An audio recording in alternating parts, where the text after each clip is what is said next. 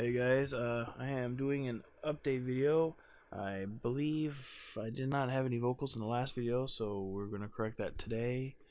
And that way, when you look at these videos, you'll be able to go through them, and I'll be explaining what's going on basically and what I'm planning out. Yeah, give you a little more insight than just watching me work on the video by itself. And so first things first, as you know, this is going to be a swamp level, but there is no water at the present time. Basically, I'll be using CryEngine's like water volume to achieve that effect for numerous reasons. I didn't use the standard, ocean as most people might do as a, something to do real quick. But the reason I decided not to is because we are doing a swamp, and most water in a swamp is very stagnant. There isn't a lot of motion to it, so it's set up to be an ocean as opposed to say like a swamp or a river.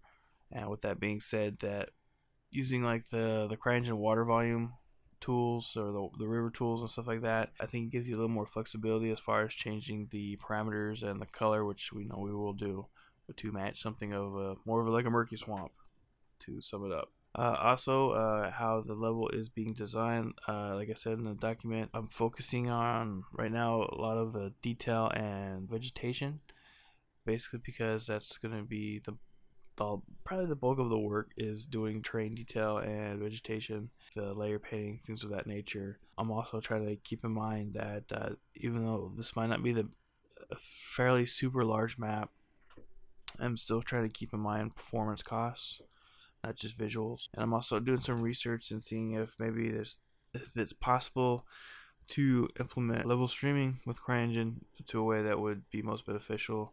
For those who don't know what level streaming is, I kind of know how to do it in UDK, and basically what it is, it's you can break your a single level up into pieces for levels that are really large. It basically allows you to set it up so where the player will only have a portion of the level loaded at a time.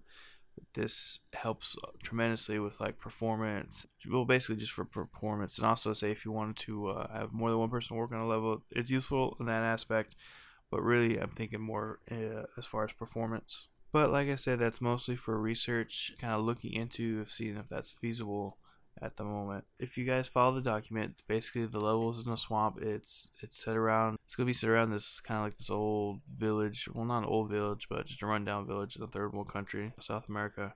Around the map, it's gonna be real thick, dense jungle swamp area, and it's almost gonna act like a maze.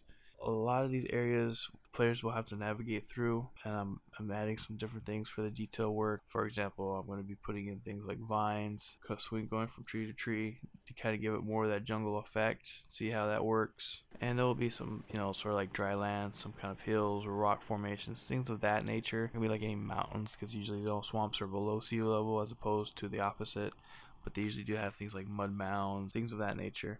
So it'll give, I'm designing it for not only for players to run and gun, but also maybe if we have people that like to snipe or sit back, make it a little more feasible as them as well. I mean, don't get me wrong, this is going to be like a capture domination type gameplay, so they will have to get up and attempt to navigate through this jungle to get to these various points. The route to get to these points won't necessarily be a straight line from A to B. There'll be multiple ways to get in and out, where if people want to camp, they camp, but if you camp down a spot, there's going to be more than one way to get to that spot, and it's not going to be a sure thing. Okay guys, so I'm going to pretty much end it here. We've got into about the 4-minute mark, and if you have any questions, feel free to leave comments, email, or contact me on Skype.